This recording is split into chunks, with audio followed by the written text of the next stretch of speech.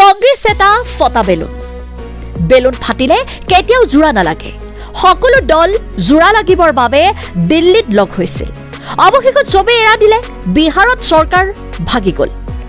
পিছত বিজেপিৰ লগ লাগি চৰকাৰ গঠন কৰিলে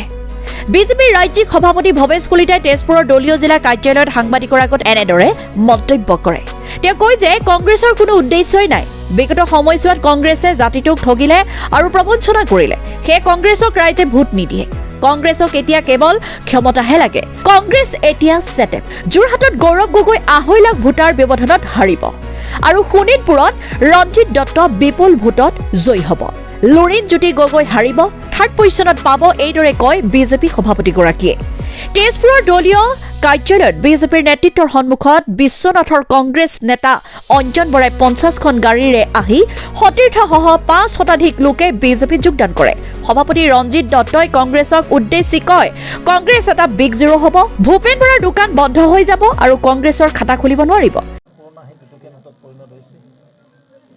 কংগ্ৰেছক মানুহে ভোট নিদিয়ে কংগ্ৰেছে বহুত মিছা কথা ক'লে বহুত প্ৰবঞ্চনা কৰিলে জাতিটোক ঠগিলে ৰাজ্যখনক ঠগিলে দেশবাসীক ঠগিলে তাৰ পৰা মুক্তি বিচাৰিছিল আৰু সেইকাৰণে 2014 চনত সন্মানৰ জনতাই নৰেন্দ্ৰ মোদী ডাঙৰীয়াক দেশৰ প্ৰধানমন্ত্ৰী পদত অধিষ্ঠিত কৰিছিলে পুনৰ 2019 তেখেতক আকৌ প্ৰধানমন্ত্ৰী পদৰ প্ৰাৰ্থী আছিলে আমাৰ আকৌ সুযোগ দিছে ঠিক তেনে তৃতীয়বাৰৰ কাৰণে নৰেন্দ্ৰ মোদী ডাঙৰীয়া প্ৰধানমন্ত্ৰী পদত অধিষ্ঠিত হৈ আছে আৰু কংগ্ৰেছৰ অৱস্থা নাই কংগ্ৰেছতে হৈ গৈছে কিন্তু বাগানৰ মানুহে কৈছে মোক বাগানৰ ভাষাটো অকণমান বেলেগ তেখেতসকলে কৈছে দাদাতো কংগ্ৰেছ নাই কংগ্ৰেছ শেষ কংগ্ৰেছ বিদায় হৈ গৈছে চেপে ক'ত অপজিশ্যন আছে ইয়াত আৰু বেলুন মানে মিছা কথা বেলুন ফাটি গ'ল কংগ্ৰেছৰ আকৌ ফাটা বেলুন জোৰাই ল'বলৈ লাগিব নেকি আপোনালোকে কওকচোন বেলুনটো কেতিয়া জোৰা নালাগে কংগ্ৰেছে ভাবিছিল যে কংগ্ৰেছ দল আজি বহুত বিভক্ত তেওঁলোকে তৃণমূল কংগ্ৰেছৰ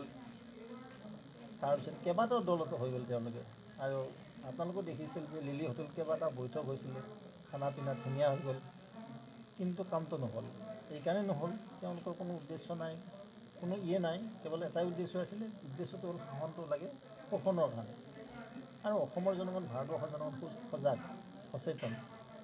আৰু তেখেতসকলে ভাবে যে বিকাশৰ লগতে আমি থাকিম এইসকলৰ লগত আমি নাথাকোঁ আৰু সেইকাৰণে তেওঁলোকৰ অৱস্থা এনেকুৱা হ'ল যে তেওঁলোকৰ এলায়েন্স পাৰ্টি ভাঙি গ'ল আজি বিহাৰত জেডিইউ ওলাই গুচি গ'ল নীতিশ বাবু আকৌ ভাৰতীয় জনতা পাৰ্টীৰ লগ লাগি চৰকাৰখন কৰিলে কিন্তু আজি অসমতো দেখি পাইছে যে বিভিন্ন দল তেওঁলোকৰ লগত নাই তেওঁলোকে এডভান্স মানে কেন্দ্ৰীয় চৰকাৰ ঘোষণা কৰিছে যে এইকাৰণেই কৰিছে যে দেখিছে যে কংগ্ৰেছৰ লগত থাকিলে ক'ৰবাত 2-4টা ভোট পালে হয় যে সেইকেইটাও নাপাব সেইকাৰণে এনেকুৱা অৱস্থা হৈছে গৌৰৱ গগৈ কি হ'ব হাৰিব পাক্কা 2,50,000তকৈ অধিক ভোটত গৌৰৱ গগৈ হাৰি আছে যোৰহাট সমষ্টিৰ পৰা আৰু তপন গগৈ বিপুল ভোটত নিৰ্বাচিত হ'ব টনাটনি লাগিছে বুলি কৈছে কোনে কৈছে টনাটনি মইতো ফিল্ডত আছোঁ আপোনালোকে ইয়াৰ পৰা গ'লে কেনেকুৱা তাত যদি গ্ৰাউণ্ড ৰিয়েলিটি আছে তাৰ যি জনতা আছে জনতা একদম যোৰহাটৰ মানুহে ইমান ভাল পায় বিজেপিক আৰু মুখ্যমন্ত্ৰী ডাঙৰীয়াই ইমান ভাল পায় যোৰহাটবাসীক আপোনালোকে যাবচোন পুৰণা যিখন জেলৰ ঠাই আছিল তাত কি ধুনীয়া পাৰ্ক বনাই আছে 1,000 কোটি টকা ইনভেষ্টমেণ্ট কৰি আজি সিদিনাখন দেশৰ সন্মানীয় প্ৰধানমন্ত্ৰী ডাঙৰীয়াই আমাৰ সূৰ্য বীজৰ প্ৰতীক বীৰৰ প্ৰতীক লাচিতৰ যি 125 ফুট উচ্চতাৰ প্ৰতিমা সাজিলে তাত মোদী ডাঙৰীয়াই নিজে উদ্ঘাটন কৰিলে তেজপুৰৰ পৰা ৰবীন্দ্ৰ কুমাৰ বৰাৰ ৰিপৰ্ট টকছক 24 ইণ্ডিয়া